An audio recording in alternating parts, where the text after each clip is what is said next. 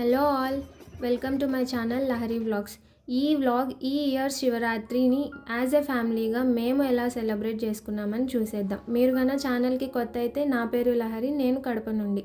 మేము ఈ శివరాత్రి సెలబ్రేషన్స్ కోసం మా అమ్మమ్మ వాళ్ళ ఊరైన కల్లగడికి పోయినాం.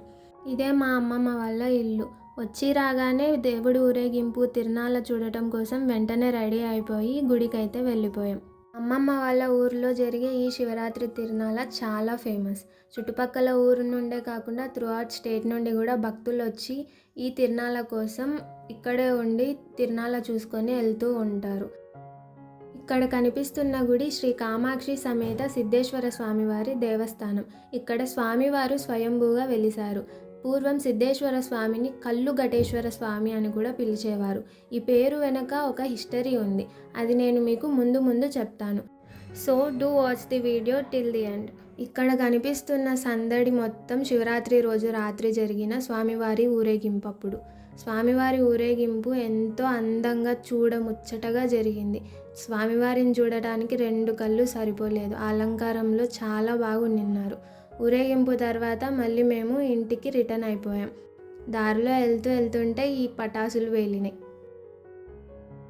తర్వాత మా మామ వాళ్ళ షెడ్ దగ్గర చలిమంట వేసుకొని మేము మా కజిన్స్ అందరం కలిసి మంచిగా టైం స్పెండ్ చేసాం.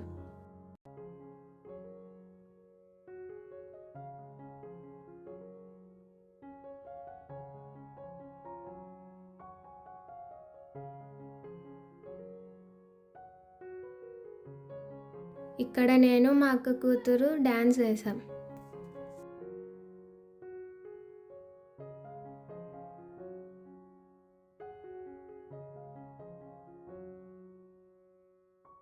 అలా కాసేపు టైం స్పెండ్ చేసి డ్యాన్సెస్ వేసుకొని తర్వాత ఇంటికి వెళ్ళిపోయాం.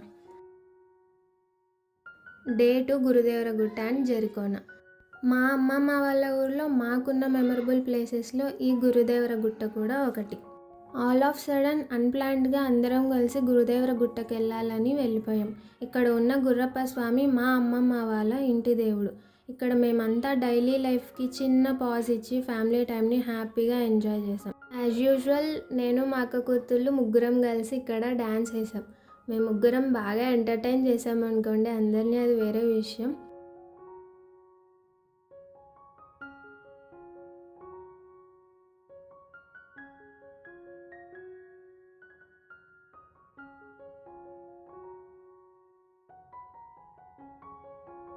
కాసేపు అక్కడే ఉండి వాటర్ మిలన్ తినేసి ఇంటికైతే వచ్చేసాం. ఇంటికి వచ్చి చూసేసరికి మా అత్త, అక్క, వదిన అండ్ పిన్ని వంటలు చేస్తూ నిన్నారు. తినేసి వెంటనే జరికోనకి స్టార్ట్ అయిపోయాం. జరికోన ఊరి నుండి 10 కిలోమీటర్స్ జర్నీ ఉంటుంది. ఊరి నుండి గవర్నమెంట్ వాళ్ళు స్పెషల్ బస్సెస్ పెట్టారు. అందరం కలిసి ఆ స్పెషల్ బస్సెస్లో జరికోనకైతే వెళ్ళిపోయాం. ఇక్కడ కనిపిస్తున్న గుడి పల్లవ డైనాసిటీ కాలం నాటిది. ఆ రోజుల్లో ఇక్కడ పూజలు చేసేవాళ్ళు. ప్రస్తుతం ఇది ఆర్కియాలజికల్ డిపార్ట్మెంట్ హ్యాండ్ ఓవర్లో ఉంది. మేము వెళ్ళేసరికి జరికోనాల్లో ఈ సందడి అంతా స్టార్ట్ అయిపోయింది. ఇక్కడ జరుగుతున్నవి మీరు చూస్తున్నవన్నీ గుర్తు పెట్టుకోండి, వీటి గురించి నేను లాస్ట్లో చెప్తాను.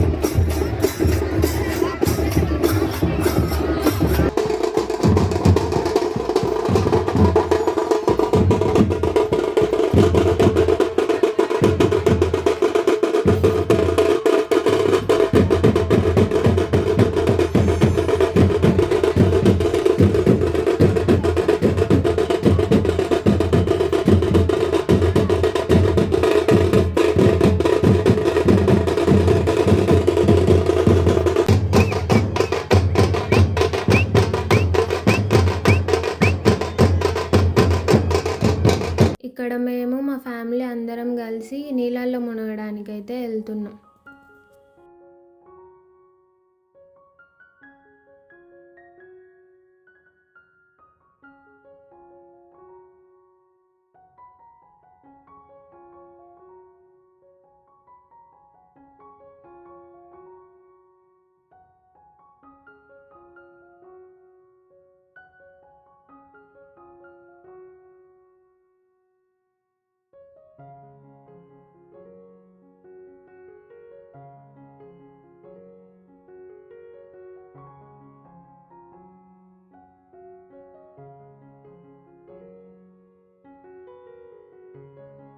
ఇక్కడ మునగడం అంతా అయిపోయాక అందరం కలిసి గుడికి రిటర్న్ అయిపోయాం. స్టార్టింగ్లో నేను మీకు చెప్తా అన్న హిస్టరీ ఇదే.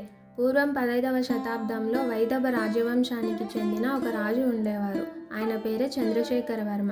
ఆయన సిద్ధవటం అనే ప్రాంతానికి రాజు. ఈయనకి ఒక కుమార్తె ఉంది. ఆమె పేరే సత్యవతి. సత్యవతి అవివాహిత అయినప్పటికీ ఆమె గర్భం దాల్చిందని ఆమెపై నేరం మోపబడింది.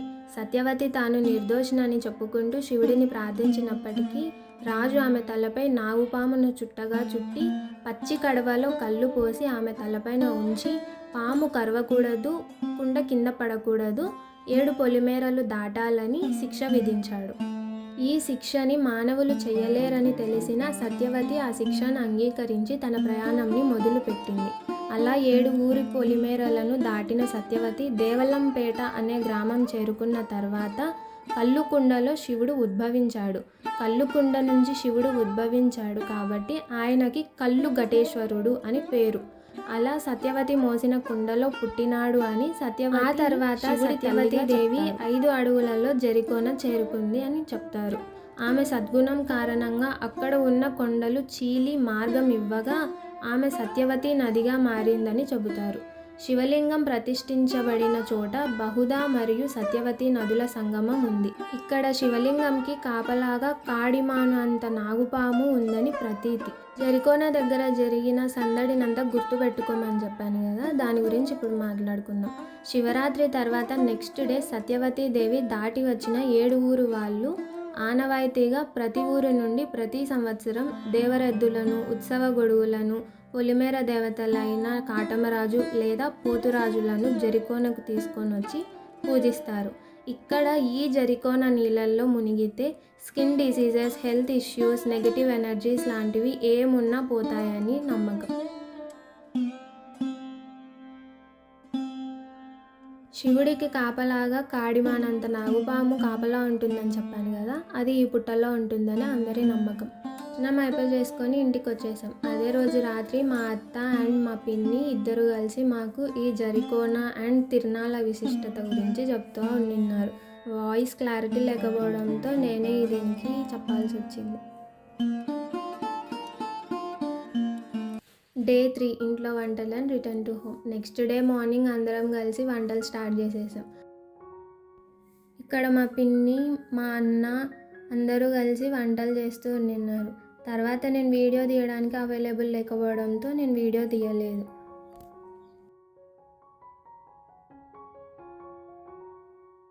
తర్వాత లంచ్ చేసేసి ఇంటికి రిటర్న్ అయిపోయాం. ఇది అండి మా శివరాత్రి మేము ఎలా సెలబ్రేట్ చేసుకున్నాం అనేది. I hope you guys like this Shivratri's vlog. Do consider like, share and subscribe. Thanks for watching and don't forget to comment.